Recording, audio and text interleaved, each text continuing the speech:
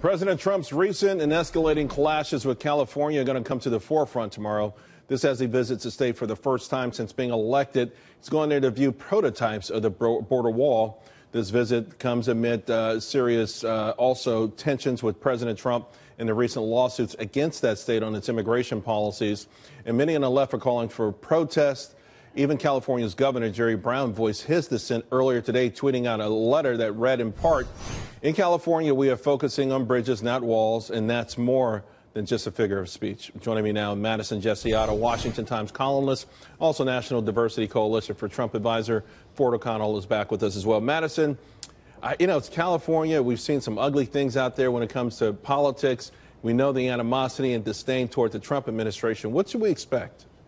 You know, my mind's blown when I look at California. So many of these officials in the state just don't seem to have ever read the Constitution. They don't know what the Supremacy Clause is. They don't recognize the fact that federal law trumps state and local law. And they don't have a lot of respect for our president. And at the end of the day, with Trump going into San Diego tomorrow to look at these 8 prototypes for the border wall, we need to keep in mind this isn't just about keeping people out.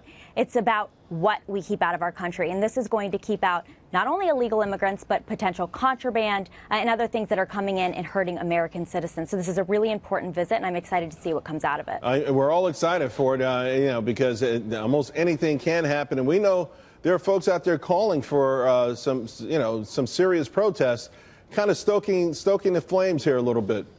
Well, of course, because California is ground zero for the resistance, Charles. It's also ground zero for the fight against illegal immigration. So this is really a trip of national implications. And frankly, for President Trump, it's about showing progress on a campaign promise and also the ability to raise some cash for himself and for the party. Because let me tell you something. We may be locked out of statewide office in California, but it's always been a beautiful ATM machine for the Republican Party. In fact, the California Republican Party has the most members of any state Republican Party in the country.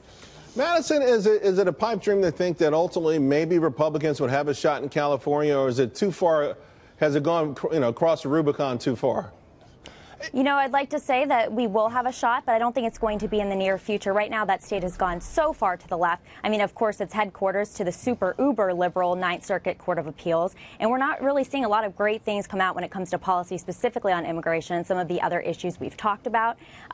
In maybe 10 years to 20 years, as we continue to see positive changes come out of D.C., specifically from Congress and our president over the next 3 to 7 more years, I think we could see a change in California. But right now, a lot of people are very misled by state and local leaders there, and it's very unfortunate to see. Of course, President Trump will be in California today, but today, Vice President Pence was in our building, and he sat down with Sean Hannity, and I want to share just a clip of that with the audience.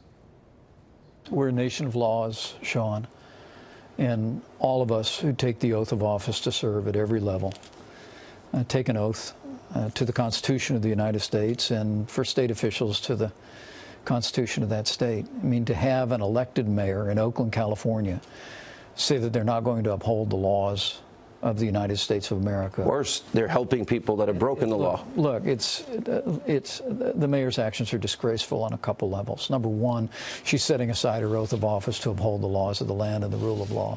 But secondly, and I spoke to the Attorney General about this, the majority of individuals who are being targeted by Immigration and Customs Enforcement had a criminal record. And so for the mayor of Oakland to warn them in advance of actions by ICE personnel actually put those law enforcement officers at risk. That's just utterly unacceptable. Of course, that would be Vice President Pence later tonight with Sean Hannity. But Ford, Madison talked about the Supremacy Clause. We're not even talking a state's issue here in nullification. We're talking a city. We're talking Oakland, California, defying the federal government. Well, look, Republicans are unhappy with Attorney General Jeff Sessions, but I've never been prouder than last week when he went up to Sacramento and threw down the gauntlet. If we don't stop it in California, we're not going to stop it anywhere else. And let me tell you something. When it comes to immigration laws, this is not a states' rights thing. This is about the supremacy of the federal government to control immigration law. And if we can't control immigration law as a nation, we're not going to have one, my friend. And Madison? Ford, you're 100% correct on this. And when we talk about that Oakland mayor, I mean, it's absolutely insane. Not only did she put these law enforcement and ICE officers at risk, but she put the citizens of her own city at risk. It's unreal. It's unacceptable. And she needs to go. As far as I'm concerned, you have to protect your citizens who you put an oath and you say an oath to protect Madison, when you're sworn into office. Let me ask you about the coffee shop there in Oakland that won't serve the police officers. You familiar with that? I mean, again, it feels like this is a town that's gone completely rogue. Yeah, it's despicable. No, you're absolutely right. It's absolutely ridiculous. How dumb a public policy move is that? What's going to happen when you are actually going to have a crime in progress at this coffee shop? You're weakening a nation. You're weakening the business. All they wanted to do was bump this up to get free promotional for money, and they're going to wind up being sorry because when you turn away the cops, you're turning away your chance at running a good business. I know at some point real soon they're going to call the police. I'm not trying to jinx anyone, but you know it's going to happen. And I wonder what's going to, the police are going to come and they're going to do their job. Of course they're going to do the right thing. We'll see how humble they are in response. Thank you both very, very much. Appreciate it.